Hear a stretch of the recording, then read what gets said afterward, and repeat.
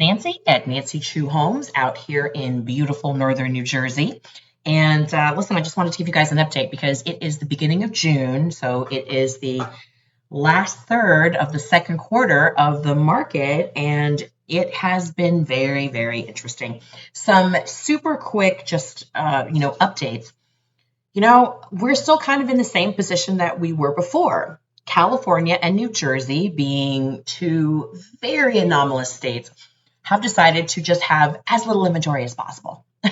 These two states are suffering from the least amount of inventory in the entire 50 states in the union, which is just fantastic for those of us trying to earn a living here and trying to help our clients find a home or possibly sell a home. Now, just to give you guys a super quick update on general things, as we get closer and closer to a debt ceiling agreement, that would really alleviate some of the pressure that clients are feeling. At the same time, we did see that last week the interest rates finally dipped below 7% again, which put a little bit of an injection in the market, but not as much to overcome the holiday weekend quietness that you would see for Memorial Day weekend. Across the board, we are seeing a lot of stress still on, these mid-sized regional banks. I was going to say PAC just decided that they were going to sell off their mortgage portfolio, which is just craziness. So you're probably going to see more credit tightening and more bank mergers as we go forward. Okay, those mid and regional banks are really just going to take the hit. We are marching towards a nice little job recession. The Fed seems to think that they're going to just keep tightening and tightening on us until they, take the job numbers to where they want them to be in order to tamp down those. I believe they would believe that this is the last bit of the anti-inflationary measures that they've been working on. Woohoo. Now, just some more specific numbers. April was very interesting. Sorry, I don't have May numbers yet, but April was very interesting. We had about 1.4 million houses for sale nationally in April, which is pretty much the exact same number as we had last year for April. We're not seeing any movement on inventory in a lot of places, especially, like I said, California, New Jersey. Just to be aware, you guys, just so you know, 1/3, and possibly even depending on your municipality or your region, more than 1/3 of homes are still selling for above list price. Now, I wanted to take a sort of a quick 2 seconds and talk about why that still happens, okay?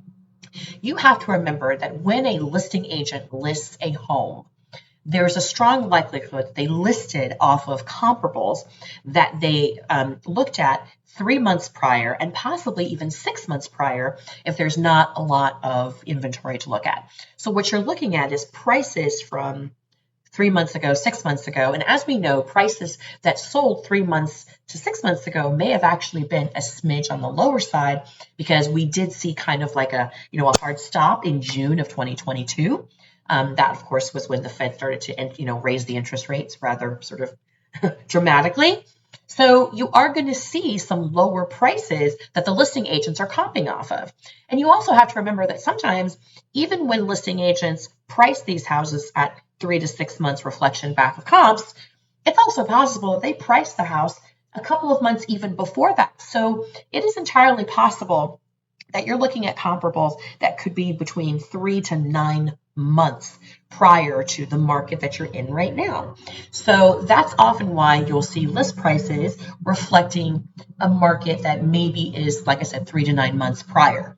And given and I know I've talked about this with you guys before, given the speed at which the market is moving, don't forget, by us, we're still looking at day on markets in the teens. So at the speed at which the market is moving, these closings just aren't catching up fast enough to where the listing agents are pricing, right? They're not seeing the comps close in time because honestly, the best comp for your house is likely going to be something that's currently under contract. And certainly in the state of New Jersey, that number is not allowed to be revealed until closing. So that's why you might be seeing lagging asking prices that don't necessarily reflect what the current sale prices should be. And so don't be freaked out if you have to go above list. The most important part First of all, just remember, list price is not meaningful if the market moves at this speed.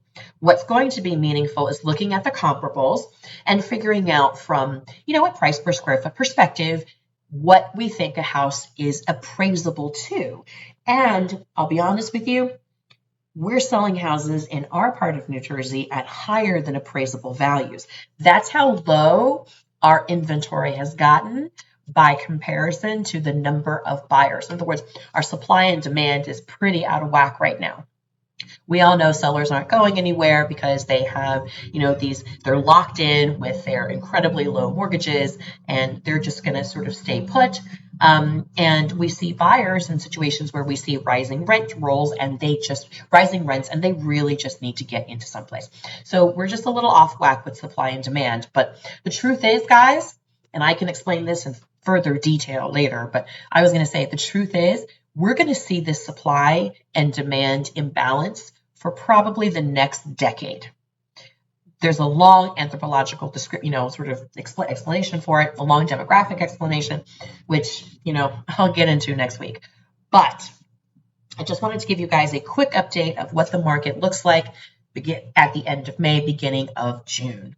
All right, guys. One last thing. I do think that the luxury market, which by us is in that, 1.8 million and higher, the luxury market seems to be relatively quiet.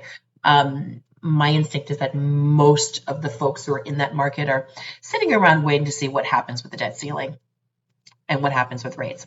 Okay, guys, just a quick reminder, Nancy Chu Homes in the community, we do have a couple of events coming up, and I wanted to see if you guys were interested in stopping by to say hello. So this Saturday, June 3rd, Nancy Chu Homes is going to be at the Montclair African American Heritage Festival, parade and festival. That's going to be Saturday, June 3rd. The parade starts at 10:30, and the actual festival itself is going to start at 1 p.m. and go to about 6:30 at Nishawane Park. Come by, say hello. We will have a booth there and we'll be walking in the parade, but come by and say hi.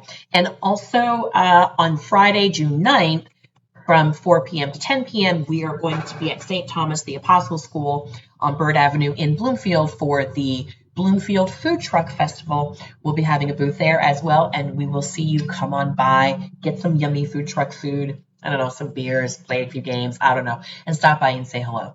All right. If you, you know what, I'll make sure to put the details into the bottom of this email. If you have any questions at all, you can always come at me with them. 917-992-3098. I will talk to you guys next week.